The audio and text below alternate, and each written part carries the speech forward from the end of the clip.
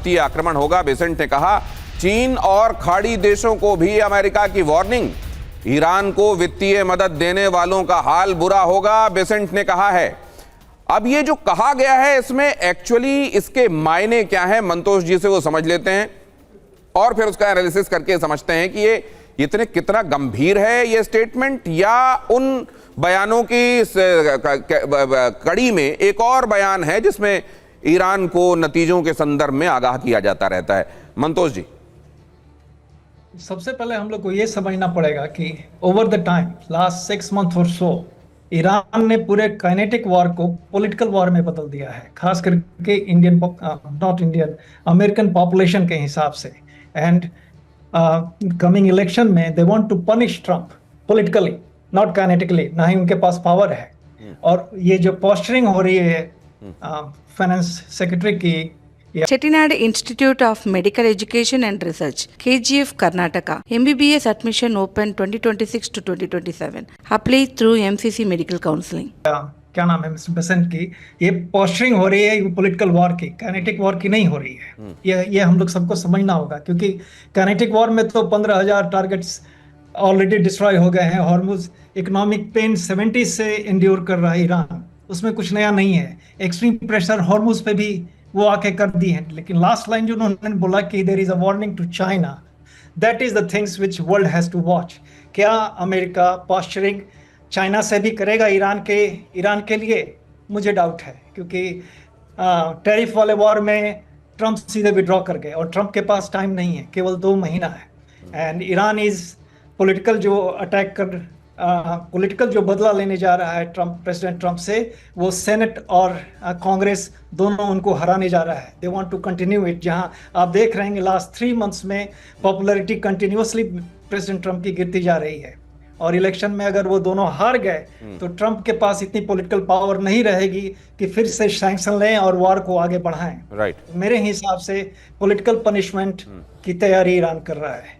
लेकिन यहीं पर ईरान को एक मौका मिल रहा है। ईरान ये कह रहा है कि काइनेटिक वॉर में ये साबित होता है कि आपकी पेश नहीं चली, आप जो करना चाहते थे वो नहीं, उसका हमने मुंह तोड़ जवाब दिया है, इसलिए अब आप ऑप्शंस के बारे में सोच रहे हैं, वरना काइनेटिक के तौर पर तो आप पूरे विध्वंस के लिए सोचकर हमारे ऊपर हमला करने आए थे। अब जरा ये खबर देखिए, आज रात अमेरिका का बड़ा ऐलान, ईरान पर नए प्रतिबंधों का ऐलान करेगा यूनाइटेड स्टेट्स, और ईरान का साथ देने वालों पर भी नए बैन लगेंगे।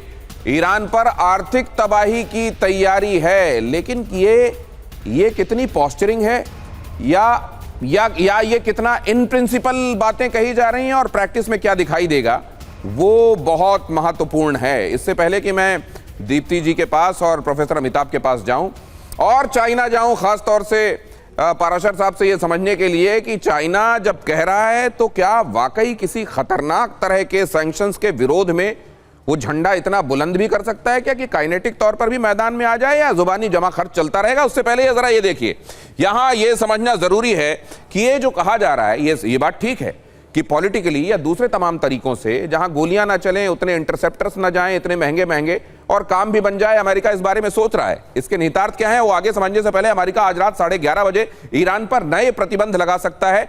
इन प्रतिबंधों में क्या होगा, यूनाइटेड स्टेट्स के ट्रेजरी सचिव स्कॉट बेसेंट ने ईरान पर नए प्रतिबंधों के बारे में जानकारी दी। ये अमेरिका का दावा है कि ईरान की सैन्य क्षमताएं काफी हद तक नष्ट कर दी गई हैं, और जाहिर है इसलिए वो इन विकल्पों के बारे में भी सोच रहे हैं कि जहां जहां से और ऑक्सीजन मिल रही है उसको भी स्ट्रैंगुलेट कर दें। स्कॉट बेसेंट ने कहा अब ईरान के एंड गेम में आर्थिक दबाव पर फोकस है। ये समझा जा रहा है कि इस तरीके से अब उसको घुटनों पर ला ही दिया जाएगा ईरान को। स्कॉट बेसेंट ने कहा हमारा लक्ष्य है ईरान की आर्थिक लाइफलाइन को काटना। यह अमेरिका का नजरिया है। ईरान का नजरिया क्या है वो आगे बताऊंगा। स्कॉट बेसेंट ने कहा ईरान पर इतिहास का सबसे सख्त आर्थिक प्रतिबंध लगाएंगे। तो अगर अभी तक आप ये समझते हैं कि ईरान के ऊपर इतने वर्षों से लगाए गए प्रतिबंध अपने आप में बहुत खतरनाक और सख्त थे, तो अमेरिका की तरफ से कहा जा रहा है ना ना ना ना, उसमें अभी गुंजाइश है। प्रोफेसर अमिताभ, ये कहने की बात है या अमेरिका वाकई सीरियस है और ये कर भी सकता है जो पहले से ज्यादा खतरनाक होगा जो ईरान ने अभी तक नहीं देखा है?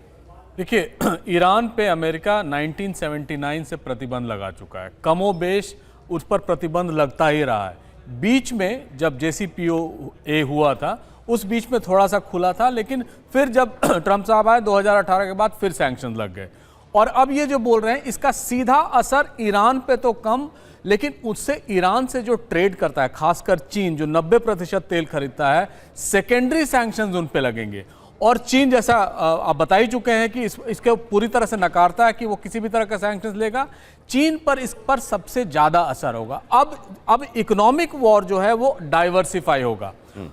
इस समय आप ये मान के चलिए $1 20 लाख रियाल के वैल्यू में बिक रहा है, 40% का वहां इन्फ्लेशन है, तो उनके पास अब खोने के लिए आर्थिक तौर पे कुछ नहीं है। हाँ, ये है कि जो चीजें आती थी, और इस बीच पाकिस्तान से भी वो बहुत सारी चीजें खरीदने लगा है, उनके बॉर्डर्स खोल दिए गए थे।